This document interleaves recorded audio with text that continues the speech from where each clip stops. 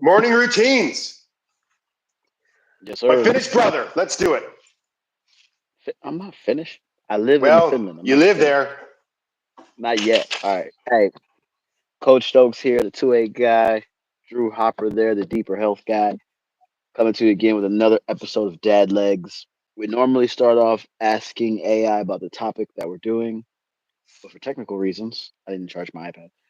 And for the fact that we want to try to change up the flow just a little bit, we're going to jump into the topic right off the bat, and then we'll come to the AI later based off of any new profound revelations we have, any understandings we come to, and then ask the AI to interject based off of what we know at that point and see if it puts something together that is actually tangible that we can take away, or if it's just completely and utterly biased and off the wall, and we'll let it know and let it have it.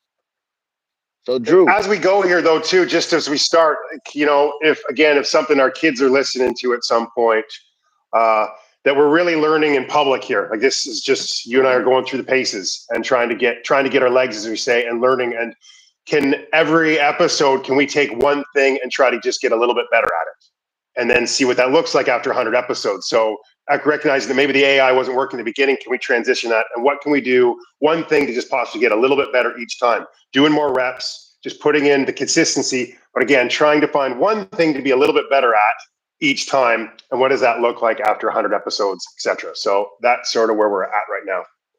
well, in response to that, what you just said about finding our legs, I do want to say we decided to call this project Dad Legs, short for Dad Legacy, because this is like our time capsule to our children, the things we talk about, things we want to say and do here.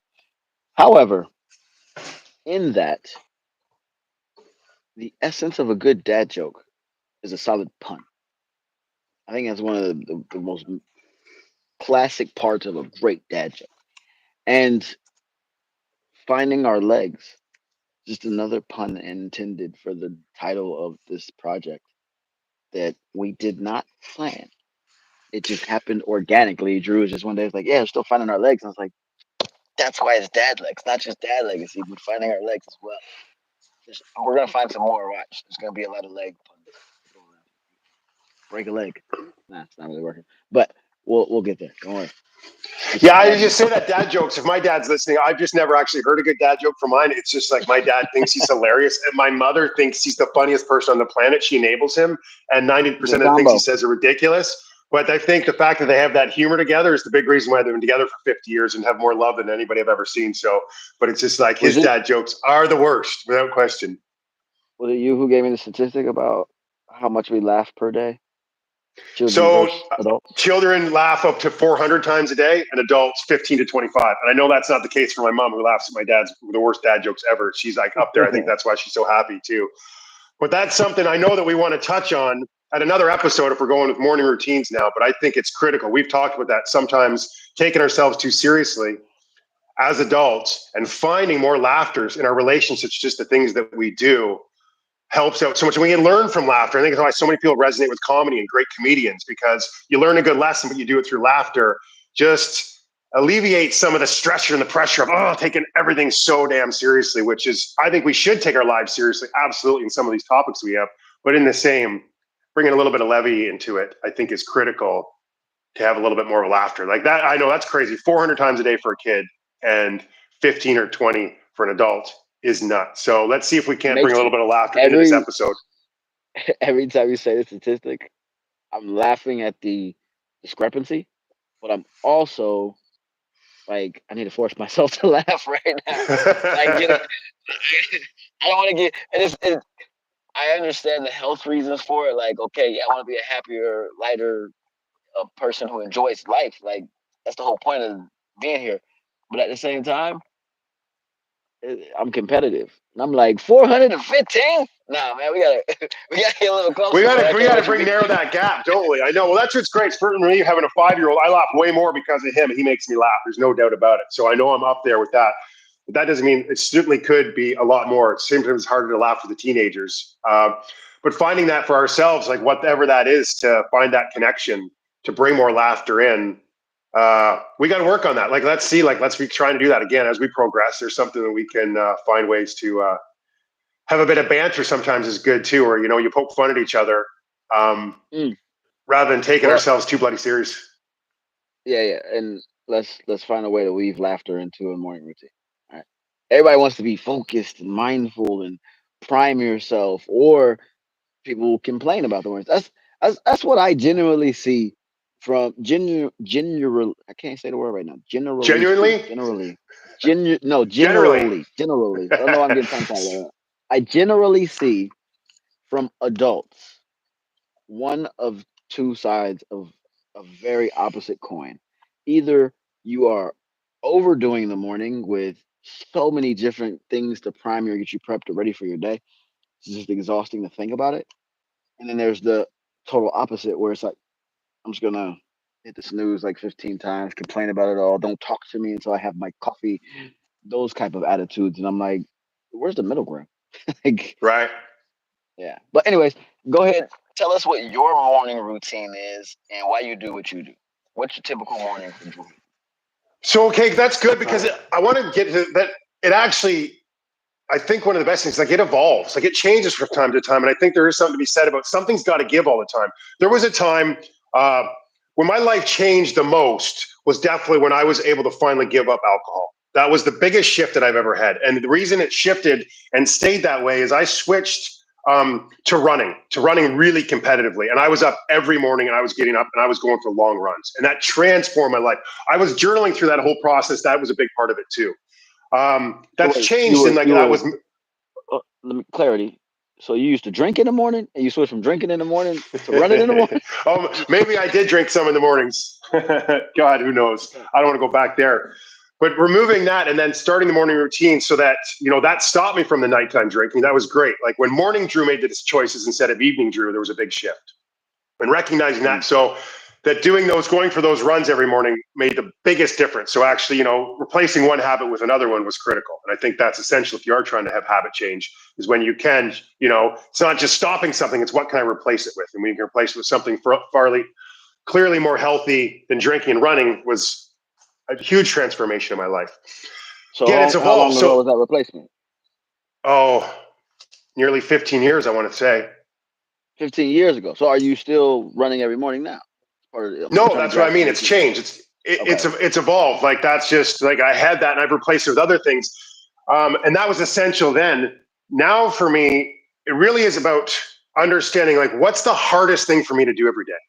For me, being physically active isn't that difficult. I've been an athlete my whole life. Being physically active, I know I'm going to find that. I can go do that. Doesn't matter when.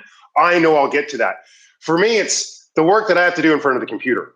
When I know I have like work that's in front of the computer, that's the last thing I want to do. So that's how I start my day every day. I get down, I go right to work. Most people would say not to do that. Meditate, be physically active, do these things. I get it. I like to incorporate those things in my life. There was a time when I did those. But I know for me, I want to get the hardest thing done first thing in the morning. And that's the work I got to do in front of the computer. So yes, glass of water. I do a little bit of movement. I always have some kind of little exercise just to get the blood flowing, things like that. I like to think of these micro exercises. Something we need to focus on. Andrew Huberman, exercise snacks. I think it's brilliant. Movement snacks. That's what we call them. Movement. In my company. Yeah, we call them movement Yeah, and I snacks. don't, because exercise, I don't like that word. Yeah, so movement snacks, Yeah. perfect. So yeah, I'll do some things like right now I'm doing a balancing thing every morning that I have. But even before that, the fact that you came up with this topic was listening to somebody talking about how we define success is insane. Success is not about making $1 billion. Success is waking up in the morning happy. And because of the nature of my life, it's been so topsy-turvy lately. I've moved away from that. I've been waking up stressed. I'm like, hold on though. That's an absolute choice. So my real morning routine, and the fact that you brought this up, we decided on this last night, and then today, I went to bed last night. I told it to my mother, I'm going to wake up tomorrow happy. It's a choice, and I'm going to. And all those negative thoughts that sometimes come up, I got this feeling. I was like, no, that doesn't serve me. I choose to be happy. The kids are healthy. My wife is here. We got a roof over our heads. I'm going to focus on those things, and I choose to be happy this morning. So that's my first morning routine every day. And somehow, maybe I moved away from that a little bit, but that again is my most reinforced one. And so, yes, there was a time where running and I would do gratitude journaling or meditation and going to the cold. Those things are awesome. And if those suit you, go for them and find your best morning routine. But I think it's critical to find the thing that works best for you, as opposed to certainly all these other people that are shiny online and have these perfect seeming lives. And they go through this list of 25 things that have to be done in the morning. I think that becomes not replicable. It's overwhelming to some. Do they have jobs and kids, for God's sakes? How is this possible?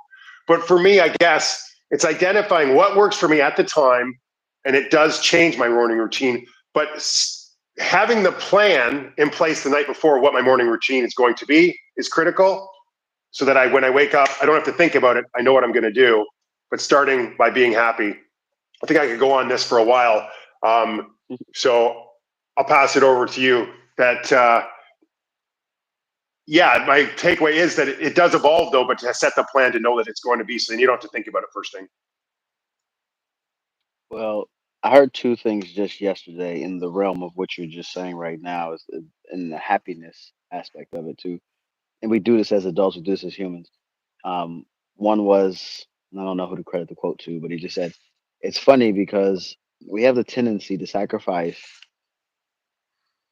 the thing that we ultimately want in the present so that we can do things against that so that we can achieve it in the future. Happiness being one of them. So right now I'm going to sacrifice my happiness. I'm going to put my head down. I'm going to work hard. I'm going to overdo some things so that I can have this lifestyle in the future where I will be happy." Right? Instead of deciding to be happy now and enjoy what you have and appreciate what you have now and still do the work in happiness. We sacrifice a lot of that emotion and kind of push it down the road or kick the can down the road, which the other point is the snooze button. Oh, The snooze the snooze button, and I'm guilty of you this. snooze, you I have not lose, right, brother? sometimes a lot of people feel like they snooze and they gain. It's like if I hit this snooze, but I'm gonna get 10 more minutes, right? So Mm. it's not about the fact that no one really thinks if they snooze they lose. They're like, if I'm hitting that snooze, but I need a few more seconds in this dream. I need to try to get it back or something. And I stopped demonizing myself for hitting the snooze button, but at the same time knowing it's not helping me, it's not serving me, right? But if I'm just like yesterday, I was shattered, bro. I was so tired. I don't know why. Like I got a rush of it. I was so tired. And when I woke up this morning, my 4-year-old was just on fire. Like he was just bouncing off the walls, happy. And I'm like, this is awesome. I'm still so tired. And I'm trying to like hit the snooze button to go down. And he just wasn't having it. And I'm like, I could be irritated in this moment, but why would I ever steal that happiness from him? Like this is amazing, especially with how many days he wakes up and we're waking him up too early and he's not in a good mood. I'm like, this dude woke up on cloud 10. I don't care that it's earlier than usual. Like, let's just embrace this and enjoy this. And think about it. He woke up early. He woke up excited and happy, with full of energy. That means he's gonna go to sleep a lot earlier tonight, and we're gonna get more of a night back. So I appreciate it right now. Don't do it at like 4 a.m. But it was it was interesting to see that just shift of energy and emotion. And as you said earlier, like key point for you is to wake up before the kids. And I think that's something that because of our habits, especially the ones that we come into with social media and Netflix and things of the sort and screens that we watch passively, I think we end up in a situation where it's not, unless you make a conscious effort, we don't really wake up before our children. Like we kind of wake up around the same time, or we're waking up to wake them up, as opposed to there's a whole different vibe when mommy or daddy are in the kitchen fully awake, everything's good, and the kid comes out of the bed, as opposed to I'm groggy, you're groggy, I'm sleepy, you're sleepy, I'm waking you up, and we're meeting tired energy with tired energy, right? I think they come into an atmosphere. It's like, okay, we're awake now, and things are different now, and the day has started. So let me get the day started.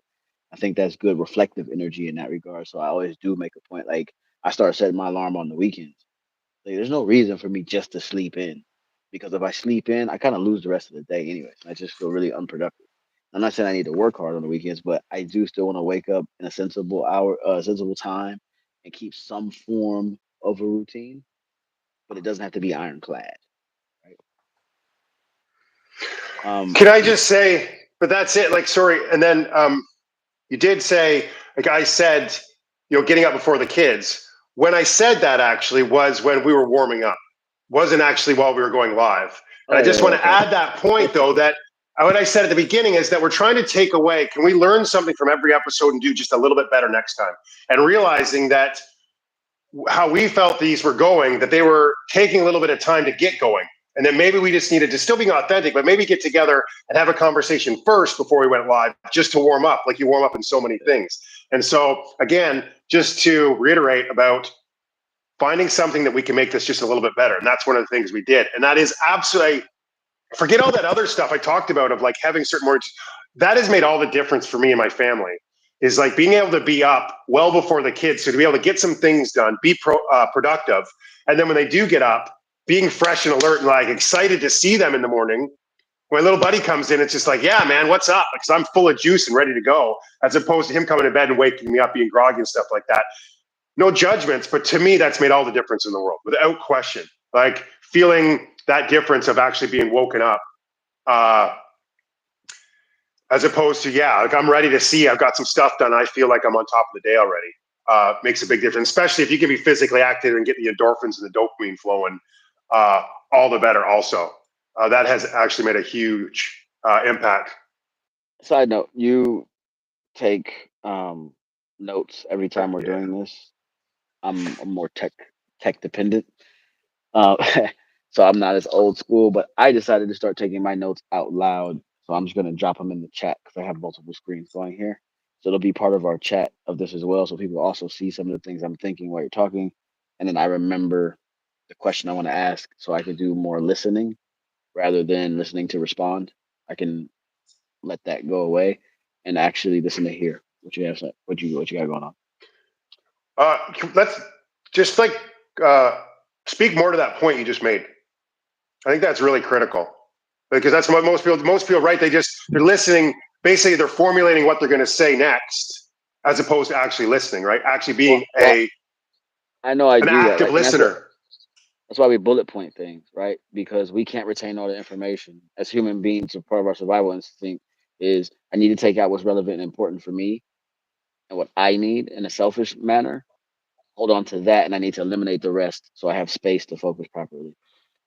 So it's very hard to be in a conversation with someone who can listen attentively, which I think is the allure of podcasts and formats like this, is because you're seeing people discuss, well, how many different topics do you see in any typical podcast? One, but two, you're seeing people who proverbially close off the outside world. I understand we have to chat and things like that we're mindful of, but we set aside time to focus on this conversation, which gives you a different conversation than you have in most of your regular everyday life.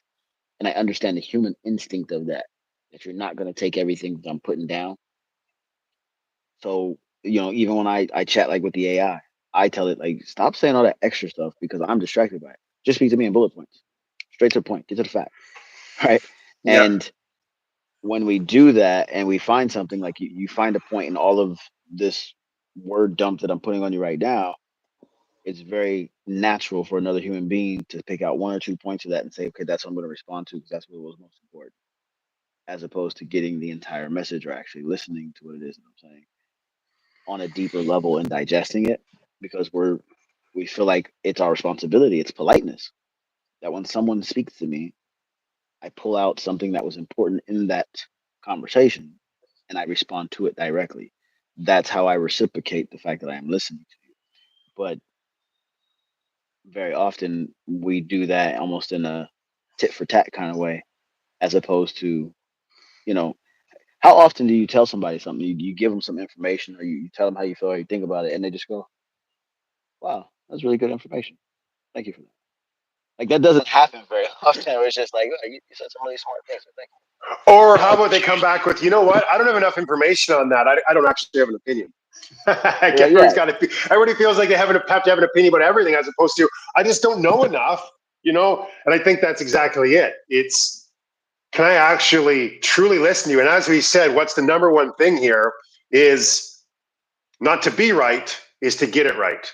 And I'm sure I heard that from Brene Brown, who is, I don't know what exactly she is, but she is an incredible teacher of all sorts. So if you get a chance, read her books, listen to her.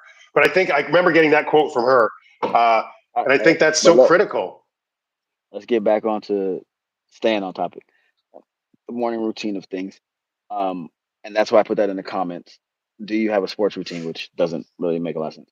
But what I'm talking about is, for me, before a football game, I became almost religious in the things that I needed before every game, to the point to this day that I still have dreams of me playing again, but the game goes completely wrong because I didn't have one thing before.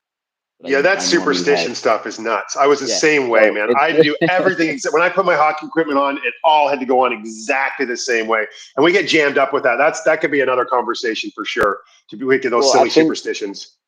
But I realized, especially when I stopped playing and I didn't have that form of, some would call it, you said superstition, I said religious, some would just call it discipline. Because if I do these things in the exact same manner every time, I have set the table for a disciplined outcome. Plus, I've primed myself for something that's predictable to happen because I keep creating the same scenario. And this is success in a lot of ways. A success, Bruce Lee, who I believe is the greatest trainer ever, my favorite quote from him is, "Don't be afraid of the man who does 1,000 kicks. Be afraid of the man who does one kick 1,000 times." And maybe I've butchered that quote a little bit, but how many of us will do the basic thing over and over and over again, even when it becomes as routine as breathing? Still do the same thing over and over and over again. And that type of ritualistic behavior is super prevalent, and especially in the sports realm, but also in business. The people who do the simple thing over and over and over again until it's just done so well are usually the most successful, not the people that do 1,000 different things. I see. Okay, there's a huge amount of nuance in that, and I get what you're saying. Some of the superstitions I think jam you up when it's just like you're putting too much priority on. Literally, like I have to put the left side of my gear on first, as opposed to the right side. Things that have absolutely, and you're almost like, oh, if it doesn't go wrong, then you're all flustered. It's just like that's ridiculous. Like you've taken. I understand. Like John Wooden, coach, won more NCAA basketball championships than anybody. He used to, at the beginning of the year, every year, teach his players how to put their socks on properly. And these are like the highest recruited basketball players in America. And they're like, you got to be kidding me. He's talking about putting our socks on, right? But it was that attention to detail, which he was, right? And if you actually do that, right, and that avoids one blister and you're able to play one more game, that could be the difference between winning a national championships and not. And like certain routines that are disciplined that will actually make you better are different than having silly superstitions that you focus too much on, because if something's out of your control, then don't give it any time. Just focus what's entirely in your control. So making the bed. I've heard this in several talks. I know somebody, I can't remember the guy who wrote a book about it, but I know somebody from the military, and why the military makes you make the bed the way that you make the bed. Do you think that's an important thing? Do you think that that's, ritualistic? Is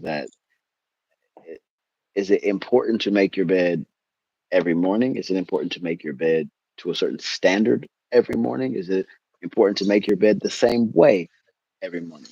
What say you? I think that for the individual, everybody needs to figure out, everybody's an expert. Everybody is the number one expert in this thing and that thing. And we'll say, you got to do it this way. You got to figure out the best way for you. I like to go into the bedroom and there's a nicely made bed every single day. It's important to me. Absolutely. I think having a space that is tidy allows you to be more creative. I think it's absolutely and fundamentally important to me. I suspect there's some highly successful people out there that don't make their bed. Absolutely. So for me to say to anybody, this is the way you should do it, I think it's ridiculous. I think that I always look at everything I do as like I'm my own guinea pig. What works best for me? Going into the cold, I love it. It feels amazing. I think it's great for me. To say that everybody's got to do that is ridiculous. I think you got to go through and find exactly the discipline, the morning routine, if we will, if that's that works for you. And then be disciplined about it and not go, oh, I won't bother. But it's like, yes, I find that this is better for me. Trying to teach the kids to make their bed. Yes, I tell the boys, you got to make your bed before you leave your day. I think it's important to start your day that way. And it leaves your room in a state that allows you, I'd like the idea of creativity, but it keeps everything. It's respecting property, which I think we've talked about before. I said the rules of the house. You're respecting property. You're respecting the possessions. I think that's important. You live in this house. These are the rules we have. When you go on, maybe it's not going to be important to you. And that could be true, but it's, unfortunately, sometimes as parents, we do just do what works for us and we try to pass it on to the kids. But I don't think, like anything, you can be a blanket statement. This is definitely what works for everybody. You got to find your path. As a parent, that's trickier. But when your intention is love, then I think it's okay to push on the things that work for you to your children, and then they allow them to find their own space to do it in time. But again, it's your house, and you can say we respect property, and that's one way to respect properties by keeping a clean, tidy area. Well, I don't think it was even about the cleanliness of it. And the explanation I heard before, it resonated for me because before I I sleep in a very still manner. So when I wake up, my bed's not like covers and Mm-hmm. pillows all over the place.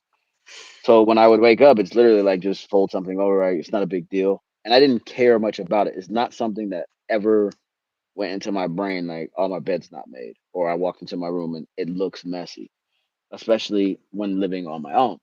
And then when I heard this man speak about his military sergeant, I believe, I want to get his rankings incorrect to be disrespectful, but what he said is not the point that the bed needs to be made or that we just want things to look clean. It's about the point that the first thing you do in the morning is accomplish. You do it to a standard, do it to a level, and you program yourself to say, I get things done. That sentiment, I love it. And then I heard that, I was like, I'm gonna start making the bed. Right. And then I started making the bed almost religiously, but I don't sleep alone anymore. And I have a wife and I have children who come into my bed in the middle of the night and I wake up before them. So I wake up and it's like, I can't make the bed now. So have I just handicapped myself with this ritualistic behavior of wake up in the morning, make the bed, and it's like, nah, bro, like they're sleeping in there. You can't do that.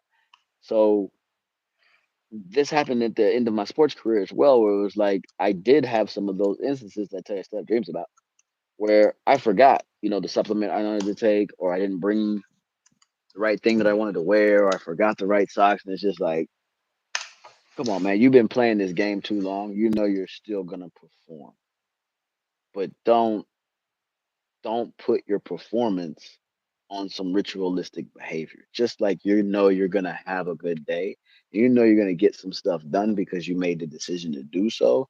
So if you didn't make the bed today, the whole operation's not gonna crumble down. You're not gonna cross off this day as a day of failure, right? But I do, as much as possible, want to be able to set forth the standard. I like that. I I agree with that 100%, but that's still got to be identified for the individual. As I said, Yeah, I guarantee you there's people that don't make their bed that are very successful, very happy people that can live yeah. differently. I do need order and cleanliness. That's important to me. It just, I feel that when you have a calm environment, it creates a calm mind, a calm head, and that's important to me. Other people, they're different. That's fine. But I think it is critical to identify what that morning routine is for you and to stay disciplined to it, as it will change over time. But in the same, that's why I do like the planning ahead of time.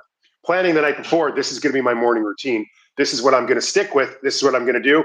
And when you do that, to me, that's where you develop willpower and actually gain that willpower muscle. It's starting and ending something to finishing, starting and finishing something to completion.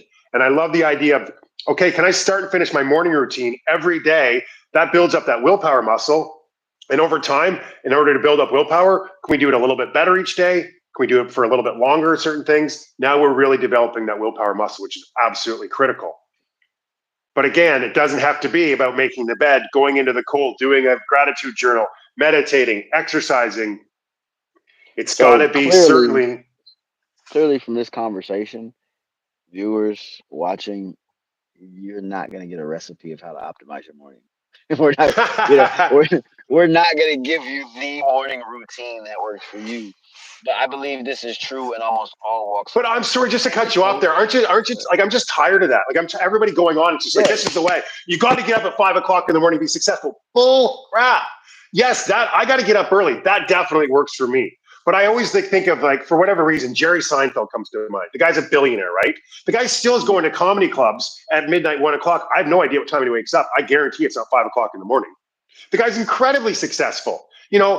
The idea, though, is just the way, if you're in sort of traditional society, you got to be up in the mornings because that's 9 to 5 jobs for most people, unfortunately. And that's going to work the best. And if you're, with that being said, it's finding what works best for you. And this idea that everything's so polished. It's like, this is the way you got to do it.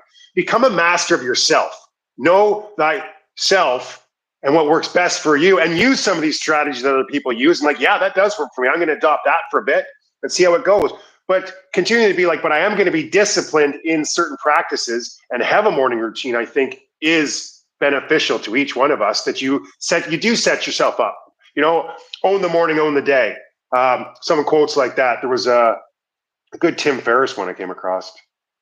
Anyway, if you win the morning, you win the day. I think that's, that's brilliant.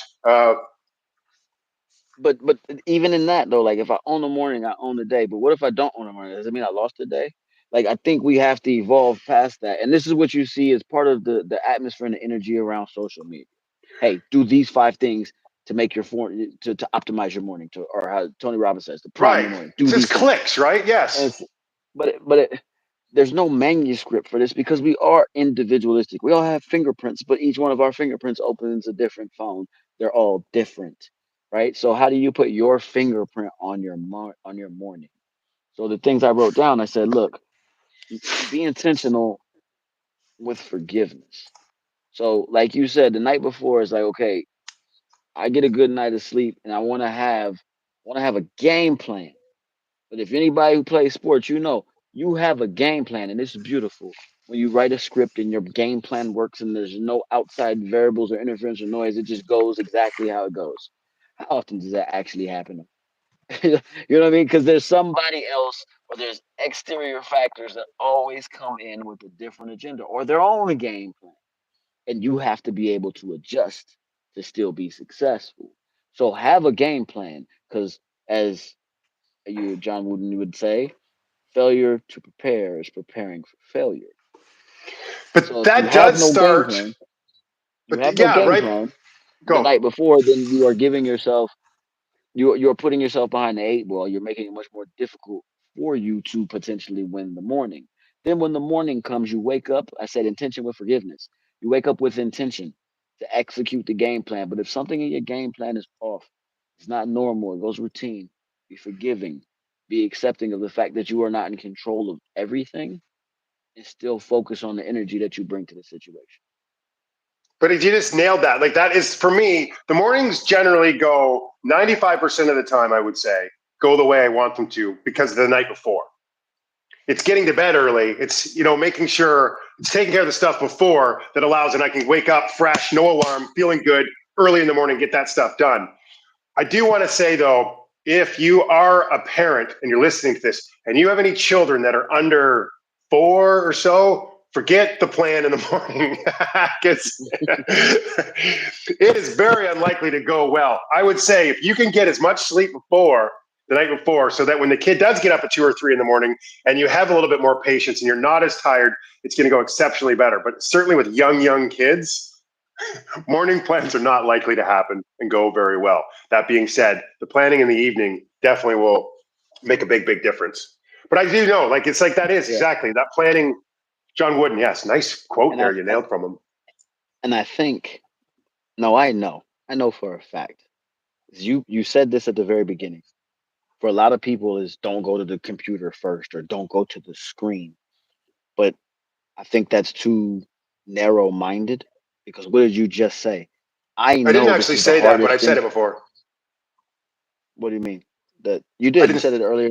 You said that No, I the first thing actually you didn't. would put. I didn't count it, but that is something we shouldn't do. Is like the first hour before we go to bed and the first hour we wake up, not go to the screen. But I didn't actually say that. Go. Yeah, it's a good point. But go with it. I've But said it before.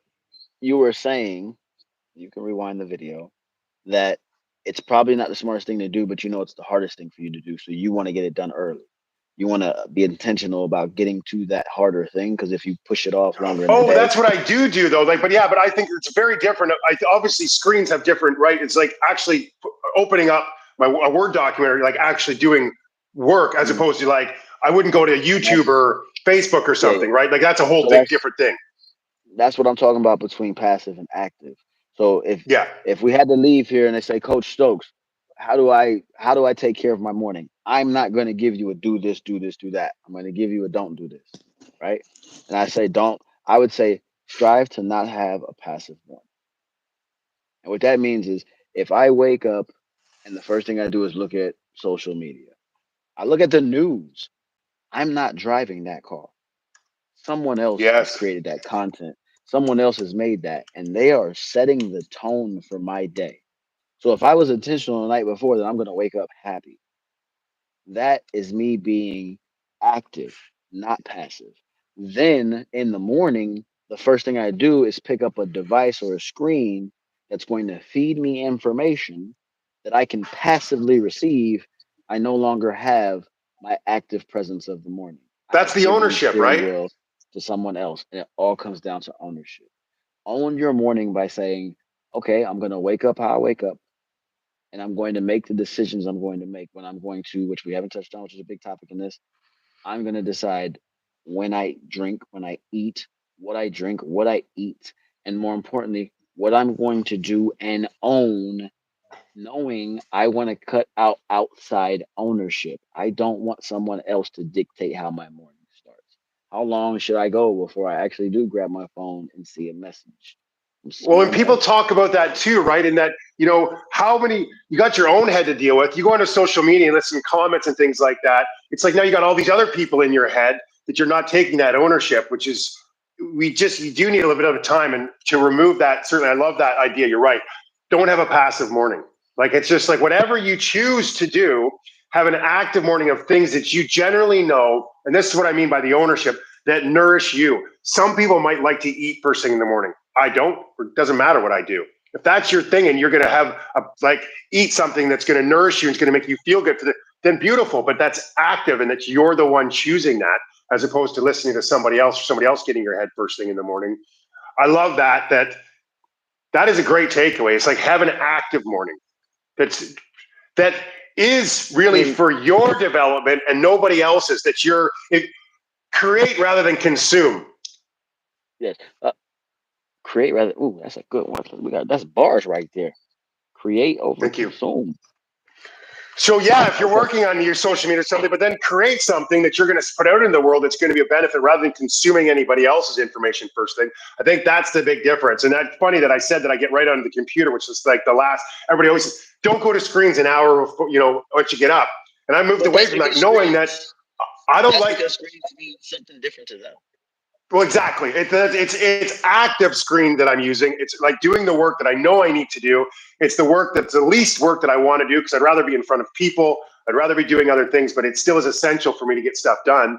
And that's why I want to get it out of the way first thing because I know that's the biggest frog. I don't know if I said that. It's a great book. Eat the biggest frog first. Find that thing that's the hardest thing for Is you this to frog do a and do it first. is frog a euphemism or is it just an analogy or like is it that an Well, obviously, you're acronym? not Like going to eat a frog. But if you had to eat a bunch of frogs, you'd want to eat the biggest one first. Get it the hardest thing, the worst thing out of the way. Done. It's a great. I can't remember the author, but it's a terrific book. Eat the biggest frog first. And it's just that is take on the biggest challenge, the thing that's the hardest thing for you to do, the thing that you know you need to do the most, and do it first thing. Get it out of the way, and it just so. liberating. You got the whole day now to So tackle other things, but let's get the hardest thing done first thing. so eat the biggest frog first, right? We used to do this when I was young. It's like they get the plate and it's like eat your vegetables first, because you know that's gonna be the hardest thing for you to eat. So you want to get that down first, but it's also the most important thing for you. But I heard another great one yesterday, and I was like, this is literal brilliance. You hear these quotes, and it's like this has to stick with me, and it's and much in line with eating the biggest frog first, right? But we often, and this goes in perfectly with activeness versus passiveness, right? What if you came to the realization that no matter what you do, at some point it's going to suck? All right, stay with me. It's gonna suck. You get to make the decision. Is it going to suck now or is it going to suck later? Let me tell Right. you what I'm talking about. So, if I I have know what you're something I talking want to about. Go do, ahead. say I want to make it as a professional writer, right? I want to become a professional writer. We're talking about writing and stuff. I can do very little now, suffer, or feel relaxed. I don't have pressure.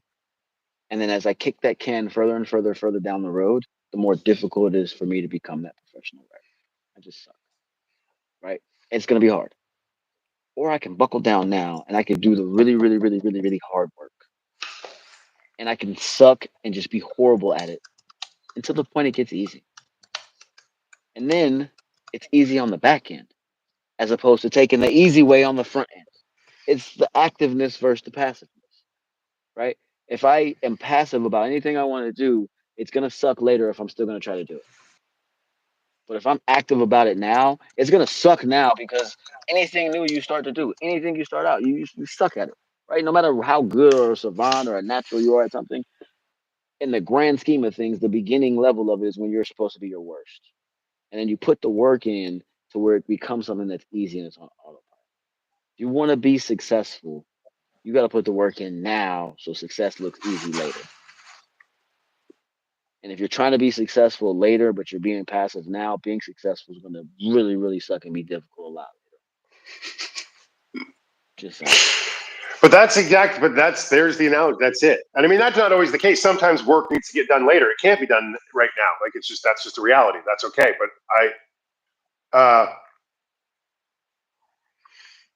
all right, Jackie, thanks for chiming in. Nice. Morning Love it. Active routines. morning. Oh, Jackie's the best. Brilliant. Nice. It is that idea of just embracing the suck. And I know that my willpower is the strongest in the morning. So it's taking that thing that I know is going to suck the most and just doing it first thing, getting it out of the way. And it just does free up. It's like now you've always like thinking about my mental health and relieving some stress and anxiety. And I get that out of the way. Then it's just like, okay, good. I've got that done. As opposed to ticking off. Sometimes we just make checklists, to-do lists, just in order to check stuff off. Brush my teeth. Give me a break. Like, what's the point? Like, but there's no point in checking that off. There's plenty of points in brushing your teeth. What are you talking about? But Not in writing it down on a checklist and checking it off like you've actually accomplished something. for some people it does though. Some people need those micro wins. That's why social media is addictive. I mean, Well, like I don't know. We could maybe disagree on that one. no, that's dopamine. That's science. That's the whole reason social media is addictive. It doesn't take anything for someone to come on here and tap. Like Jackie, did you tap the like button on here? That costs you nothing. It does nothing. But once you click it, Drew and I will both get a sense of dopamine because we'll get hit like, oh, somebody approved what we said. Just like when you sent that message, Drew's whole facial expression changed because you received instant gratification. You received feedback. Sometimes you have to do that self to pump yourself up. And I would never tell anybody it's silly when they're doing that because I'm going to argue semantics here. As we keep saying, have an active morning. Yes, I think active is part of it, but I think more so the word that I would land on is intention. Have an intentional morning. I'm Yeah, it's intentionally good. going to be active. I'm intentionally not going to be passive because if I have intention, I can give myself the space to say, things might not go my way or the way that I planned on. But because I am operating with intention, I am taking ownership of my morning. Because we just say be active. It's like people are like, oh, you should go be active and play more or do things more. And people are like, well, I'm being active. I'm being productive. No, you're just brushing your teeth, checking it off the list, and you have absolutely no intention behind that. So what is the activity actually accomplish? Be intentional. It's All cool right. stuff. I think like the ticking of the box of the brush of the teeth is setting the bar a little bit low, but I think that would be a whole different discussion if like that's actually like I think there's two schools of thought. Like somebody will say have a checklist and that little bit of dopamine, maybe that does keep you motivated to keep doing other things. I think sometimes having that is more of a distraction from doing the things that really need to get done. If I'm worried about that, is that have I really accomplished something there? Or is that just stuff that I need to do? That's the question, as opposed to no, I really gotta protect this document. I got to build this program. This is like the hardest thing. And I'm like, that's what I'm going to get done today. When I check that off, it's real. You said that in the beginning. It's something that evolves, right? If I have absolutely no control of my morning, like I'm hitting the snooze button 3 times, I'm rolling up, I'm going late everywhere, and I don't actually pay attention to my morning. I'm looking at social media, like somebody else controls my whole morning. Going from that to, you know what? I'm gonna write down a simple ass list brush my teeth, make my bed, put my socks on the right way. You see what I just did there? Just brought it all together, right? But and I check those off. But like you just said, that's a starting point going from absolutely negative to I'm doing something more You, intentional. you know what? You're And 100%. Yeah. then it shall evolve from that as well. It's going to change. It won't stay good You know forever. what? It's like I almost put my own standards on everybody, and you're absolutely 100% right. If that's get you going from zero to then you're right. That's brilliant. And then you work past that and evolve. But actually, sometimes we need to set the bar lower because sometimes we set it so high and it's just like, I got to do Herculean things in order to change, as opposed to just what you said. If you went from nothing to making your bed, brushing your teeth, putting your socks on right, those are some wins. That now I got a little bit of a morning routine. And again, start and finish. If that's only those three things, boom. Okay. In a week, can I add one thing to it? Can I do it a little bit better? Now, all of a sudden, you got some momentum. And I do believe in that, actually setting the bar lower. So I've contradicted myself in some ways, and that's all right. I'm here to get it right, not be right, and learn that if that's your starting place, anything's better than nothing. And to lower the bar, I think it's good because sometimes it's like, yeah, you see these people on social media, they're sitting in the ice bath for 11 minutes, and you're like, I can't even brush my teeth in the morning, for God's sakes. Okay, how Right. about you get to that Well, ice bath in a year? Let's start, it's amazing what the smallest little things will do to actually get you, because, right, motivation actually comes from action. It's the action that creates the motivation, not the other way around. You're never going to feel like doing anything, and the smallest little steps actually will make profound difference. So I go back and don't listen to the 3 minute ago Drew. He's learned and nah, evolved, man. and he's a different person now. But that's the thing is it's all about evolution. It's not about being right. It's about learning to get it right. So they have to see that we involve in these things. And I love the fact that you said lower the bar, not because I'm a fan of lowering bars, but because the bar.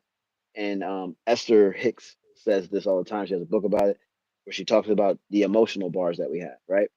And Disney does this crap where you create this fairy tale land where you think everything is supposed to equal happily ever after.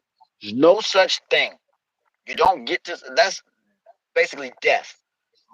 But you don't get to some pinnacle. It's like, oh, I won. Now life is just easy street and everything else. It's like, no, there's a ladder. But you have to understand on this ladder, and I believe she has 16 steps in her emotional ladder. But the key is, say it's 16 steps, right? The key is not to be on the top step all the time. That's exhausting. Who would just be happy and on cloud nine all the time? You have no nuance. You would not be able to appreciate the happiness if you just stood there the whole time. But what if I'm all the way down on bar level? I'm on bar number one of that ladder, that rung number one.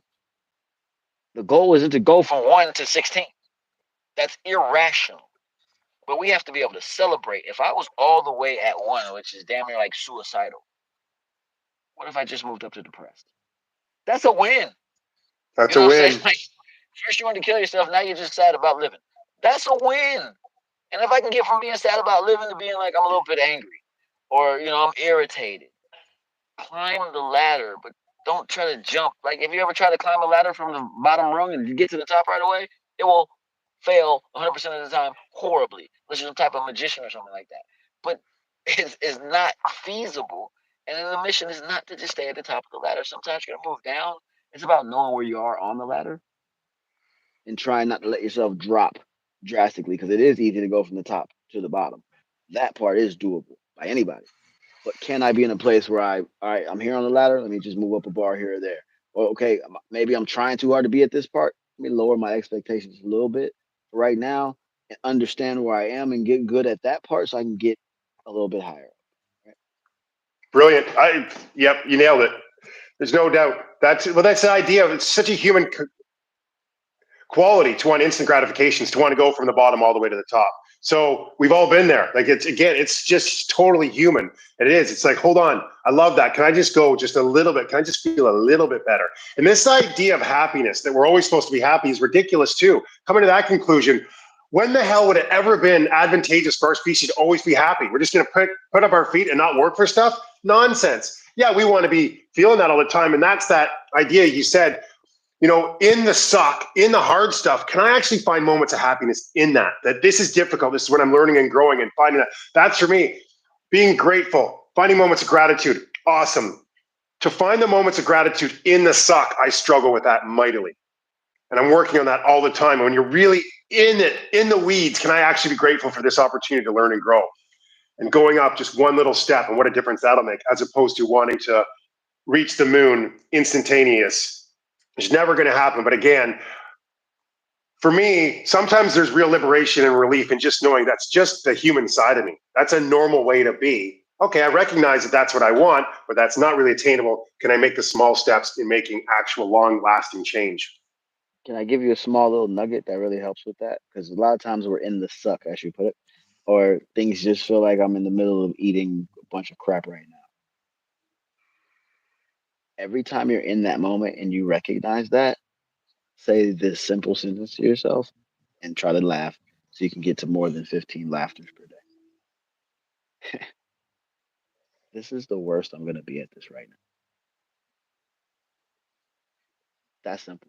Like, whatever you're going through, the only reason you feel like I can't accomplish this or I can't do this is from lack of information, lack of know how, lack of ability. But this is the worst I'm going to be at this right now. And the reason I feel discomfort is because I'm acknowledging the fact that I'm not where I want to be or I wish to be, but I'm not going to go backwards. I'm not going to get worse with this. This is the worst I'm going to be at that right now. Right. So I think the big takeaway from today is be intentionally active to own your morning and be kind to yourself. That goes a long way. Yep. Yeah. It's nice. A little less judgment on oneself is truly liberating. There's no doubt.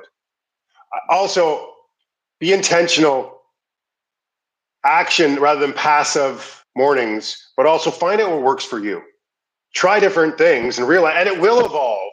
And there's great teachers on social media. There's finding some things. Oh, yeah, that looks like interesting. Why don't I give that a go? But be intentional and plan to do that, and like give it a while to see. Yeah, this works or doesn't work for me, but it doesn't have to be a million things. And I think if you are intentional and you are passive, you are active rather than passive with your mornings, you're going to see some pretty great results.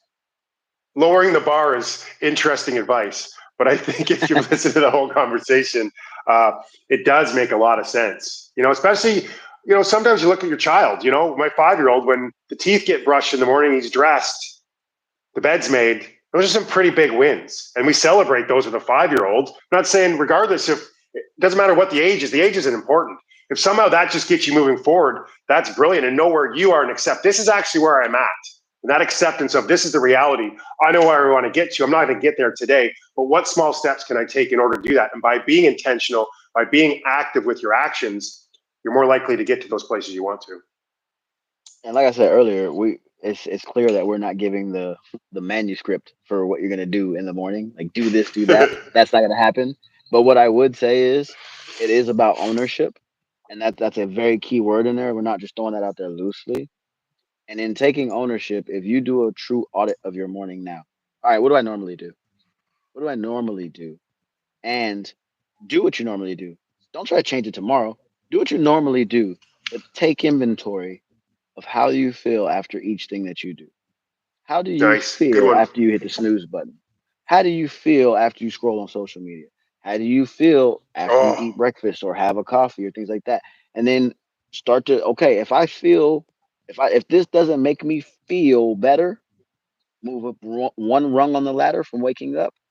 If I don't feel better, how can I change this? You don't got to just eliminate it and go cold turkey, right? But instead of my phone being next to my bed, do I charge it in an alternate room? So I have to be intentional about waking up and walking to it, knowing during that timeline I'm making the decision to go look at a screen passively, as opposed to it's next to my bed. I wake up and it's easy. Don't make the passive stuff easy for yourself.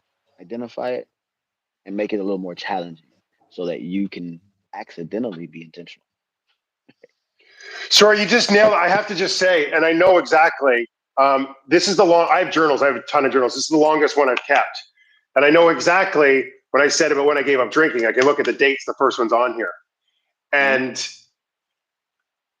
I was journaling all my runs, so I was writing them down like every morning, and I can go back and reading through them and talking like, and it's just like that going like, wow, this is really working for me. And I think, as you said there, to actually track what you're doing, to take that extra moment to write down, this is how I feel, pen to paper is just so powerful. Like journaling really truly is powerful. And I know that made such a difference for me. When I was actually writing it down, I could look back and go, especially, oh, this is a terrible run. It was really hard to get up and go and going. And then once I got to the end going, yeah, but I felt way better.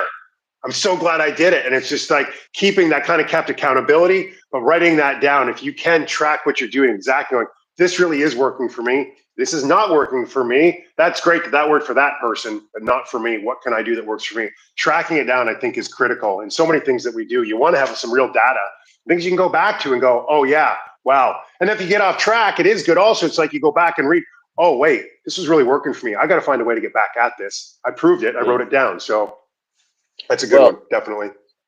in light of how long we normally do these, and I think it'd just be a little overkill right now to bring the AI in. Doesn't feel organic to do that. So we'll leave it out for this time. But what I do want to do, like we want to leave this with nuggets. We want to leave this with the takeaway. So I'll ask you, you can ask me in return, or I can go first. It's your choice. We appreciate you, Jackie. Uh, I would say Thank you.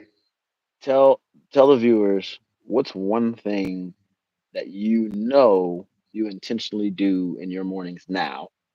It can change later, but that you do now to help you feel better about how you're living your life or how you're starting your day or owning your morning. Um, what's that one thing and why you do it? And then we'll leave it at that. Well, I want to. That's great, but the first thing again, like what my morning routine is like it doesn't matter to anybody else. It's what works for me, and as I said, it evolves.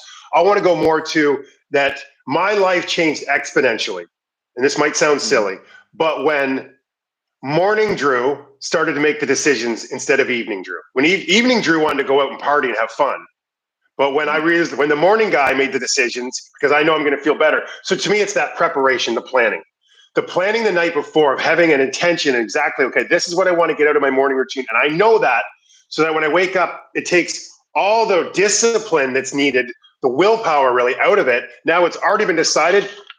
It's written down. I know when I get up, I can look at it and I can start to go. And I know what I'm going to do. So it's for me, it's the preparation beforehand that takes any of the challenge really out of it. And I know like when I wanted to run, having my running shoes at the side of the bed with my running kit there. And so I get out of bed. And so I don't even have to think, right? I just instantly put my running kit on, my running shoes, even when I don't feel like it, and walking around in the morning sometimes and going, I don't really want to do this, but I'm already dressed. It's like, well, it's just as easy to go out the door and start running. So go.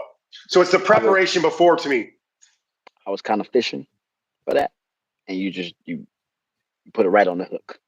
Right? You put your shoes in a path so that the preparation the night before made the morning intentional.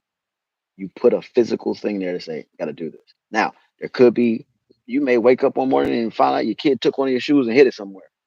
So you gotta be able to have, you gotta be able Well, to forgive. flexibility, yes. Yes. And You again, got, so yeah, you how gotta. I've evolved too, right? So that for me, it's actually getting the hardest work done. So I make sure that at this area that I'm at, this desk, the computer's ready to go. It's charged. The area is clean. My notebooks are ready to But go. that, So that as soon as I walk into it, it's a conducive environment for me to get started in. And that's like and how it's evolved. Like, that's what I was fishing for. It's like if you're intentional, you have to audit yourself to take inventory of, okay, this is what I want. Identifying what I want. People usually jump to I want before they understand this is what I don't want. And if you don't do the work to understand what you don't want, how do you truly know what it is that you do want? So make sure you know what you don't want. And then as you start to put these nuances in, this is what I want to accomplish in my morning. Then how do I make it as easy as possible to get that win in the morning?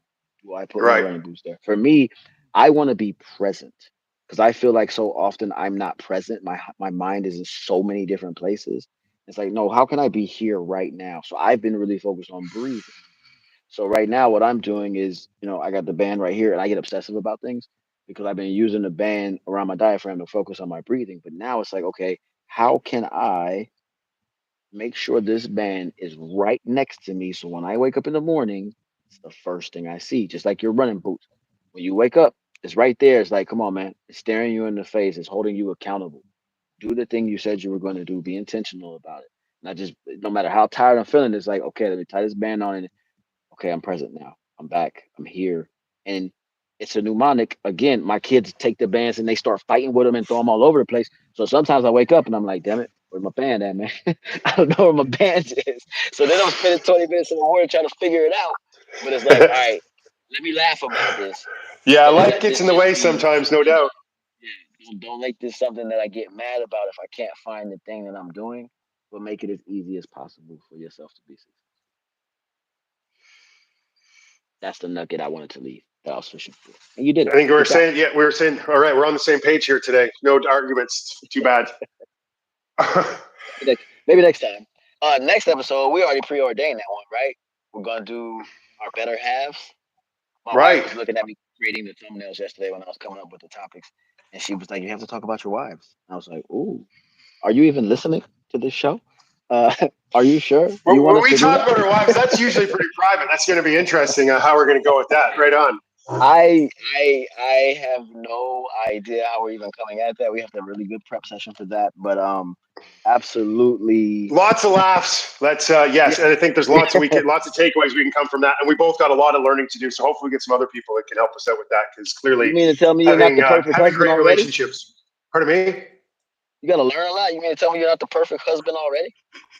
Yeah, that's what I keep telling her. She's not buying it though. All right, my friend. I appreciate you, Jackie. Thanks so much for chiming in. I appreciate Yo, all your thank you, help so thank you. much. You've helped me immense also. Right on.